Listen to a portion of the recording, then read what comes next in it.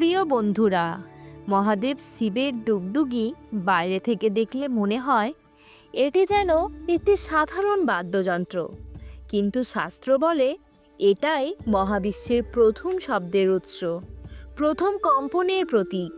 কথিত আছে, যখন শিব তাণ্ডব নৃত্য করেন তখন তার হাতে ধরা এই ডুগডুগি থেকে এক শক্তিশালী ধ্বনি উৎপন্ন হয়।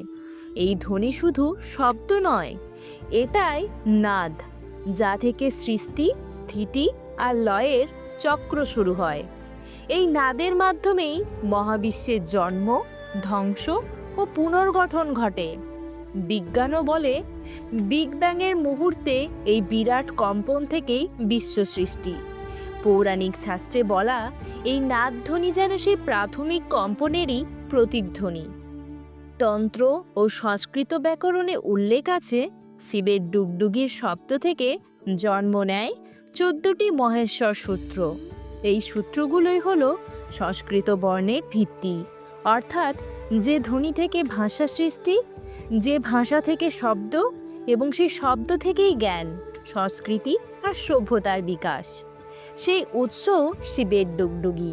তাই ডুগডুগি শুধুই শিবের অলংকার নয়, এটাই সৃষ্টির প্রথম স্পন্দন, প্রথম শব্দ, প্রথম কম্পন, যেখানে বিজ্ঞান, দর্শন আর আধ্যাত্মিকতা সবই এসে এক বিন্দুতে মিলিত হয়েছে।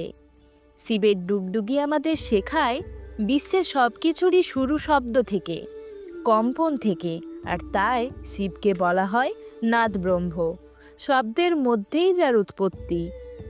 যদি এই ভিডিওটি আপনাদের ভালো লেগে থাকে তাহলে লাইক করুন, শেয়ার করুন আর চ্যানেলটি সাবস্ক্রাইব করতে ভুলবেন না। হর হর মহাদেব।